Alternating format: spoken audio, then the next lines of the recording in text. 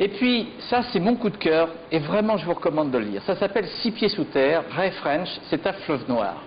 Alors, dans un monde, et pardon de faire une digression, dans un monde où on est capable de trouver 1000 milliards de dollars, c'est-à-dire 700 millions d'euros pour sauver les banques, mais où on n'est pas capable de trouver 30 milliards pour éradiquer la pauvreté, qui est un rapport de l'ONU, ce livre est très salutaire. C'est une histoire qui se passe au Pays de Galles, une usine ferme dans un village qui ne vivait que de cette usine.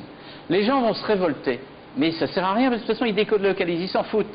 Alors il y a un type qui s'appelle Hayden, qui a une idée toute bête. Il va aux pompes funèbres et dit: je voudrais un cercueil. Un cercueil. Bah oui, je veux un cercueil. Alors on lui vend un cercueil, vous voyez qu'il soit vivant. Et puis avec des copains qui sont les ouvriers de l'usine, il creuse un trou. Il met le cercueil au fond, il se met dans le cercueil, fait un trou pour vivre, il dit: voilà, moi je proteste, je ne sortirai pas de mon cercueil tant que l'usine ne sera pas réouverte. Et donc va commencer un formidable roman sur l'humanité, sur la générosité, sur la solidarité dans ce village. Alors il y aura la presse et ses délires et ses dérapages, il y aura la politique qui va le rattraper un petit peu, et puis finalement les retrouvailles en famille, et surtout une formidable envie de vivre ensemble dans ce village pour défendre leur identité.